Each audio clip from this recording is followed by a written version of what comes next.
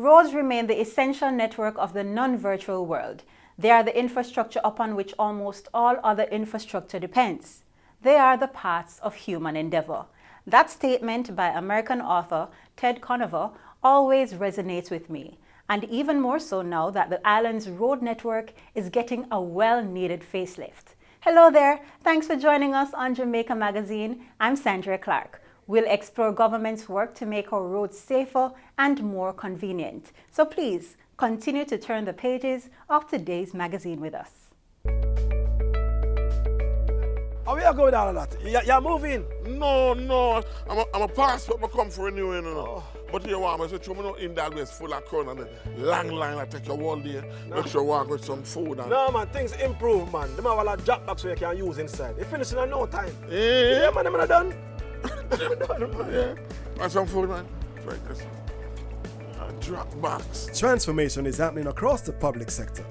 Many services are now available online. We are building a better public service for all. Brought to you by the Transformation Implementation Unit.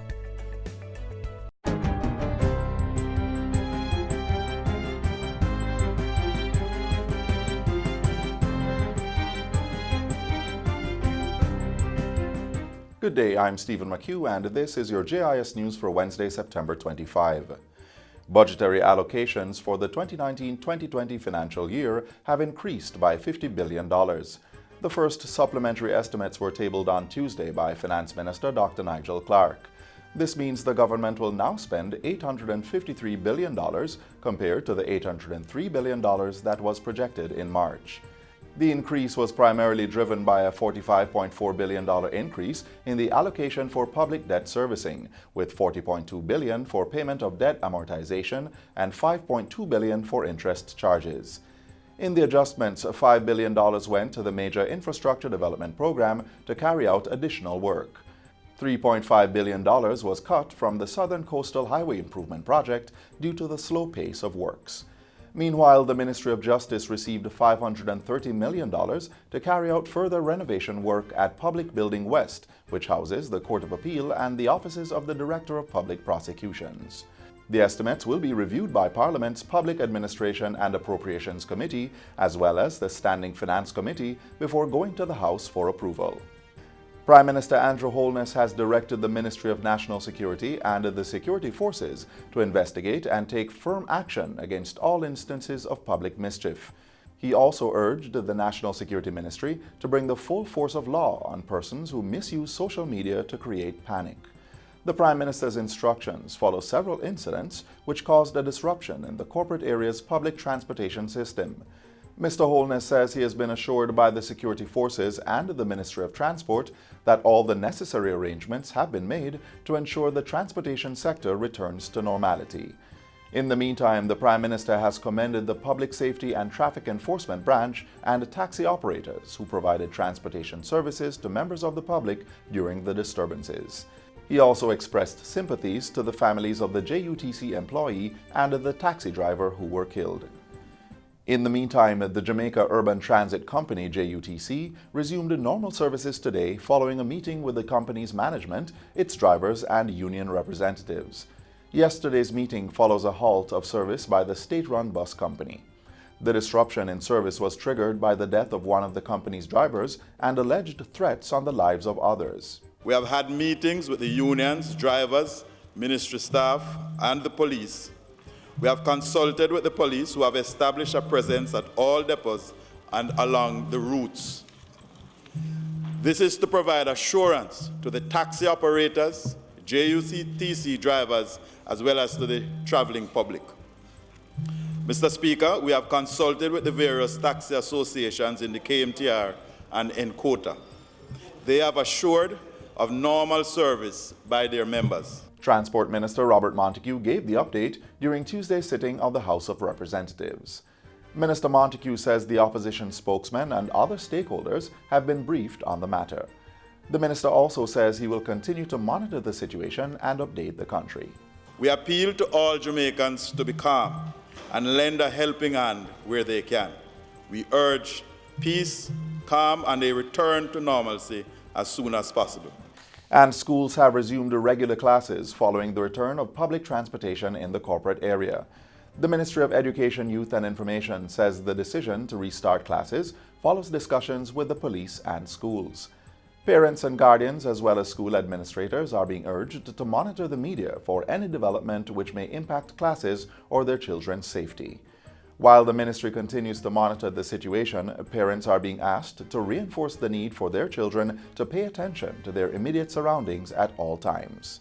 In other news, Prime Minister Andrew Holness has called on the international community to build on Mahatma Gandhi's legacy of advocating for the poor and being a catalyst for positive change. Mr. Holness made the call Tuesday as he addressed a special event honoring the 150th anniversary of Mahatma Gandhi during the United Nations General Assembly. The Leadership Matters function contemplated the relevance of Mahatma Gandhi's philosophy in the contemporary world. Prime Minister Holness says Gandhi's leadership and unflinching determination is a testimony of his vision for a kinder world. Gandhi's doctrine of nonviolence and sacrifice, together with his vision for a more equitable world, is a source of personal inspiration to my own leadership, and I know that his life's work will continue to inspire new generations to come. Leaders who are committed to the well-being and advancement of all our peoples. And that's it for JIS News Today. I'm Stephen McHugh. Thanks for watching.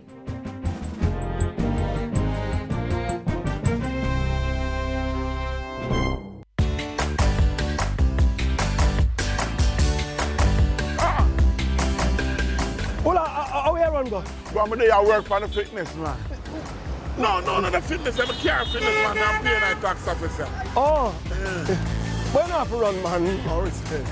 No, man, I mean, you don't have to go in there, man. You can pay vehicle fitness online. Yeah? Yeah, man, TJ, make it easy for you now. You know, so not an excuse. Yeah? Yeah, man. Respect, man. Hey, you still have to work on your fitness, though, you know. I'm going to deal with it online. Transformation is happening across the public sector. Many services are now available online. We are building a better public service for all. Brought to you by the Transformation Implementation Unit. Government is not only concerned about putting in road infrastructure, safety is also a major priority. Watch this.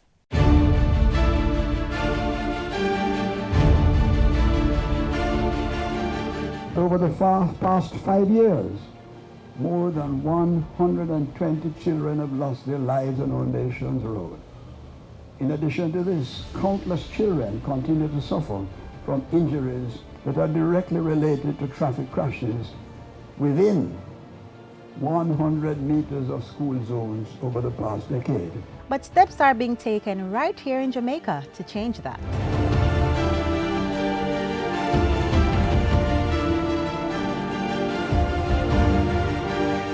Yes, ma'am. Yes, sir. As our primary school we go. And using the pedestrian crossing is what we know. It's no show. Walking in a row is a good flow. But using the cell phone on the road is a big no-no. Using the sidewalk is a great start. It will prevent shattered body parts. Hazard Primary School is the first of 18 schools selected under the X Marks the Spot School Crosswalk campaign. And this is a collaboration with UNICEF Jamaica and FIA Foundation. And we selected Hazard Primary through our Child Road Safety Assessment research and report, which was recently published.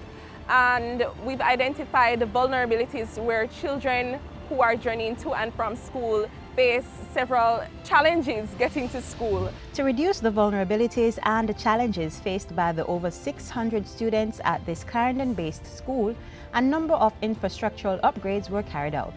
The Hazard Primary School was selected for this infrastructural upgrade, which includes a pedestrian crossing, bus lay-by, and the sidewalks to ensure the safety of the children attending this school. As it is now, they're already practicing, learning to use the walkways and the crossing, and the wardens are there to start to help them cross the street. And I mean, overall, it's going to ensure that the children are a little bit safer. When the cars are bringing the students to school, they normally come over on the sidewalk where we are supposed to walk. So now we have the sidewalk that we can walk on, that they cannot come over on the sidewalk and kind of hurt us or anything. And that's not all. The school will get a facelift with beautiful artistic designs done by student volunteers from the Edna Manley College of the Visual and Performing Arts. We approached Edna Manley because we wanted to bring a little excitement to the project, so we thought art is a good way to spread messages. It translates well on social media because it gives us good visuals. We didn't want to take stock images, we wanted young people's ideas, and so we approached the school and they said sure they would be interested, and so they came up with these designs. These are their designs and the designs that will go on the sidewalk leading to the crosswalk. So they were interested, they came up with their designs and they're here painting away, and they will be working with us on all of the schools as we go forward. To conclude phase 1 of the project, 2 other schools will receive similar road infrastructural improvements. And before you know it, it will be time for phase 2. Over the next 3 years, we will be carrying out this work in 15 other schools on a phase 2 of X Marks the Spot. The projects cost approximately $1 million and was made possible by a number of sponsors. I just want to say thanks to Jane Foundation and UNICEF for their effort and the support and seeing the importance of having this crossing section at the school gate that I know will benefit the students tremendously. When parents are assured that their children will get to school safely, they will be more contented, and the children themselves will be happier knowing that they'll be safe.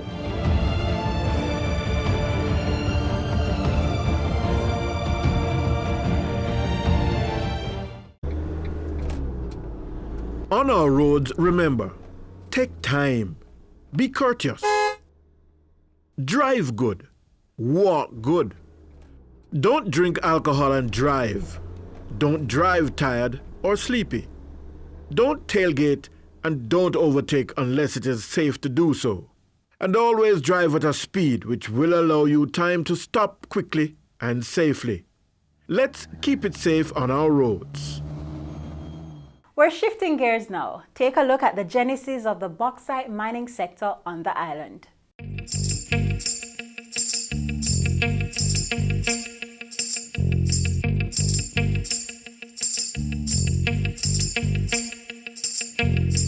Bauxite has been a stallion in the economic development of Jamaica from 1952, when the country made its first shipment of the product.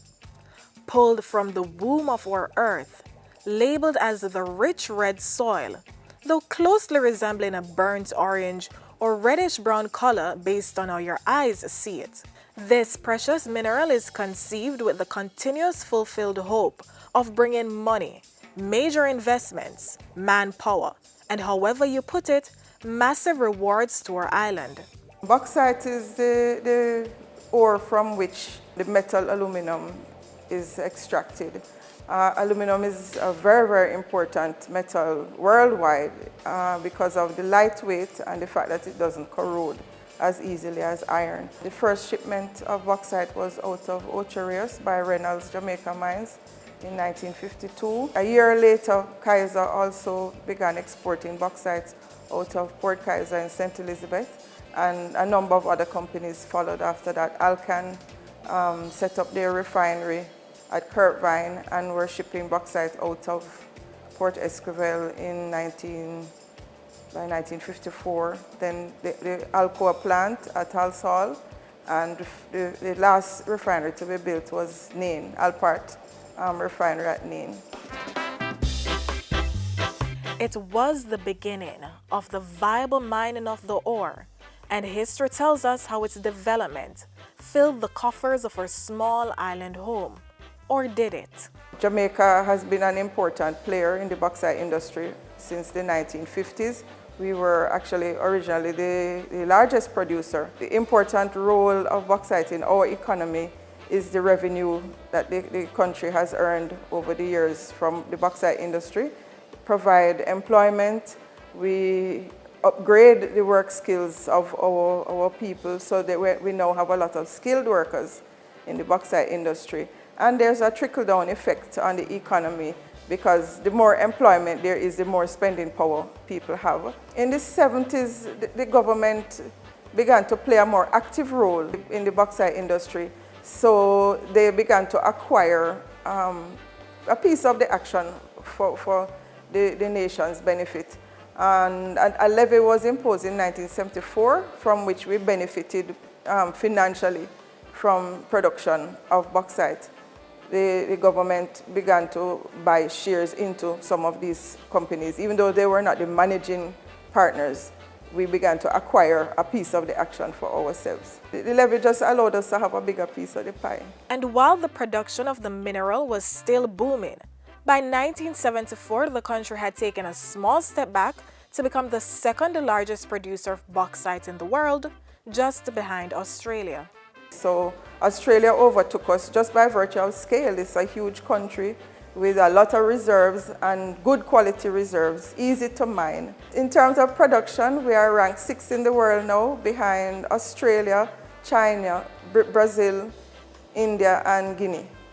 So our production is in the region of about 10 million tons per year, and we're comparing to Australia that's producing in excess of 80 million tons. We have some challenges that these other countries don't have. For example, we are always mining in populated areas. So our industry has to always be mindful of the local communities and find ways to work with them in order to continue producing bauxite. But despite that, the commercial mining of bauxite continues to be one of the most important contributors to the economic development of Jamaica, accounting for about 10% of gross domestic product, GDP. In addition to that, the industry represents one of the largest gross earners of foreign exchange for Jamaica. As long as human beings require resources, they will try to extract it wherever they can. The consumption of aluminum is going up. So I see, as long as we have reserves available here, I expect that mining will continue. For at least the next 30 to 40 years, we should have enough reserves to continue at our present capacity.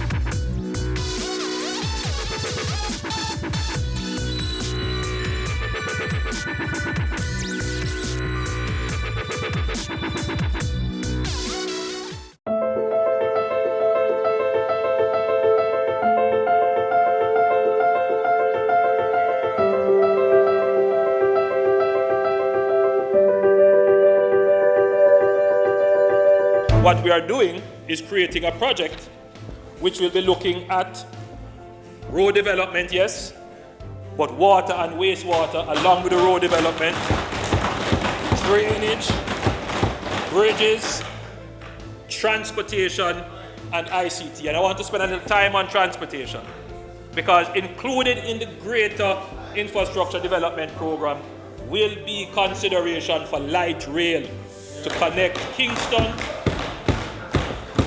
Spanish Town, Portmore, and other urban areas that have substantial commuter traffic.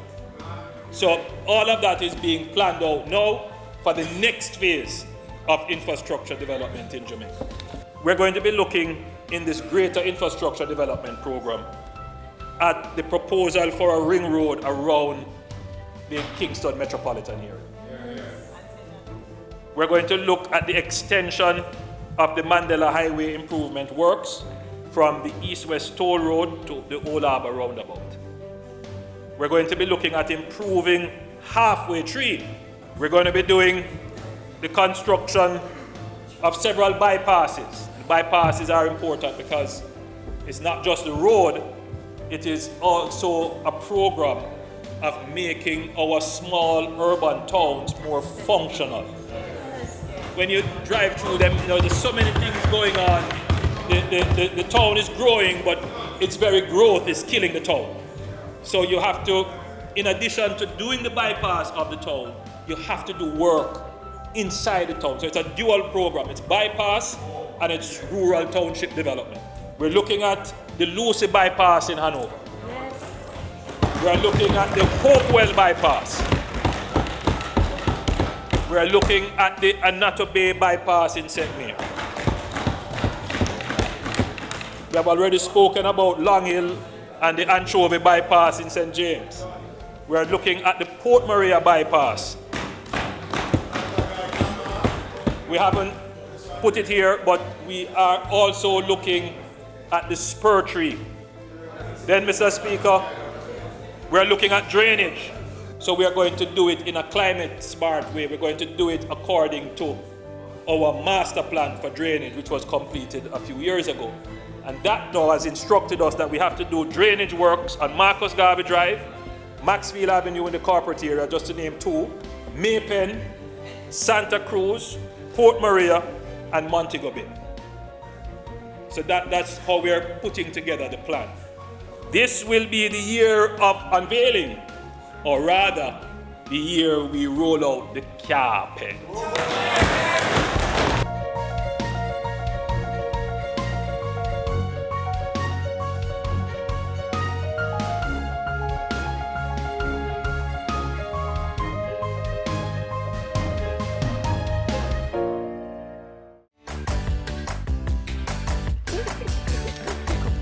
Come down. What? This is a real business? I should think so. You don't see them dressed nice. How could be well-dressed criminals? Let me see, because you can check for a registered business on COJ website. You know that, right? We can check online? Yeah, man, things up now. You can check for a registered business on the Companies Office of Jamaica website. So many know things. Yes. Transformation is happening across the public sector. Many services are now available online.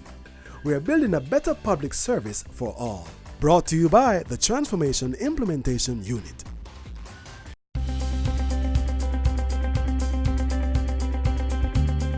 Drones, more formally known as unmanned aerial vehicles, UAVs, or unmanned aircrafts, are used by many persons for various purposes. In recent years, there has been an increase in drone ownership and use in Jamaica, prompting strict regulations by the authorities. Commercial drone users are required to get a special aerial work permit from the Jamaica Civil Aviation Authority, JCAA, each time a drone or other unmanned power-driven aircraft that flies without a human operator on board is to be used. This is important in order to address issues of aviation safety and security, as well as national security and privacy. Operators of drones and other unmanned aerial power-driven aircrafts must apply in writing to the JCAA, and the applicant must provide all details of the intended flight. The Jamaica Civil Aviation Authority mandates that drone users must not fly these devices at a height exceeding 400 feet or 122 meters above ground level. Also, recreational users must not go beyond the maximum range of 1,640 feet or 500 meters, or within 500 feet or 152 meters of an organized open-air assembly of people. Nor should these drones or UAVs be flown over or within 165 feet or 50 meters of any person. The guidelines also demand that persons not operate these aerial devices over a private or public property or dwelling without prior permission. Unmanned aerial devices should also not be operated at nights or during low visibility conditions. Persons are not to use drones or unmanned aerial vehicles to drop or discharge any item to the ground. The Jamaica Civil Aviation Authority's guidelines stipulate restricted and prohibited airspace where drones and other UAVs are either restricted or must not fly. In the restricted zones, drones are not allowed to take off unless a permit is obtained from the JCAA. Prohibited airspaces are designated where no flights by these devices are allowed.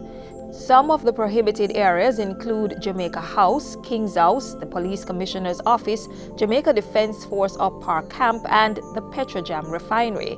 Restricted zones include flight training areas assigned to flight schools and the JDF Air Wing, Newcastle Training Base, and other JDF facilities across the island.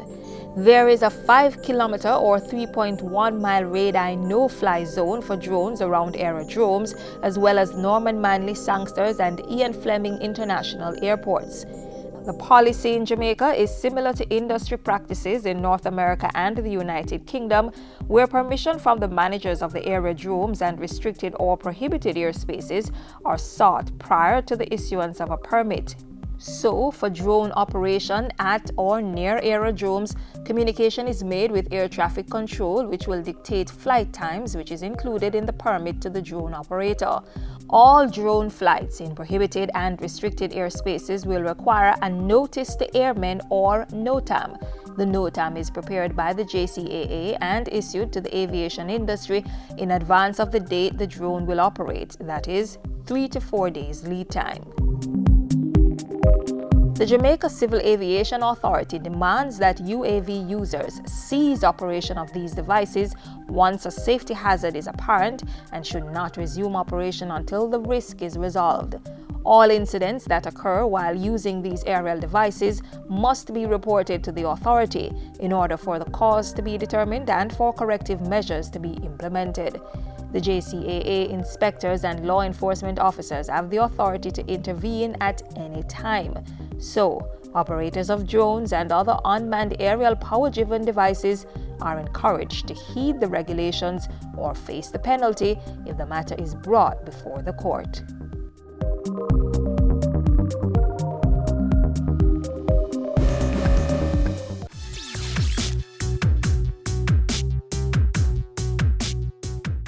The ongoing roadworks continue to help make Jamaica the place of choice to live, work, raise families, do business, and of course, travel in comfort. But with use comes responsibility. You know, ideally, we would not want to have traffic using any of the road until we have completed most of the items or all of the items that we have set ourselves in the bill of quantities. But in a situation like this, no ideal really exists.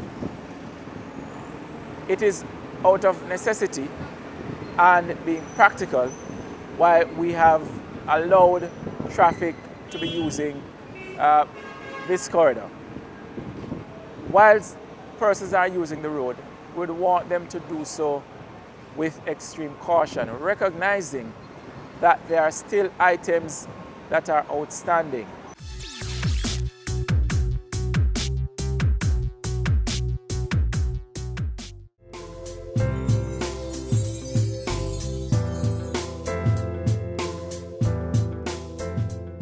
That's all the time we have for you on today's show, but if you missed anything, you can watch it all again on our website or YouTube channel.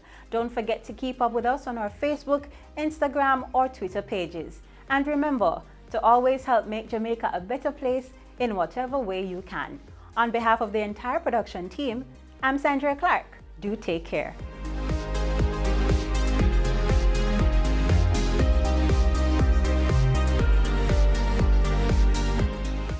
This has been a production of the Jamaica Information Service, the voice of Jamaica.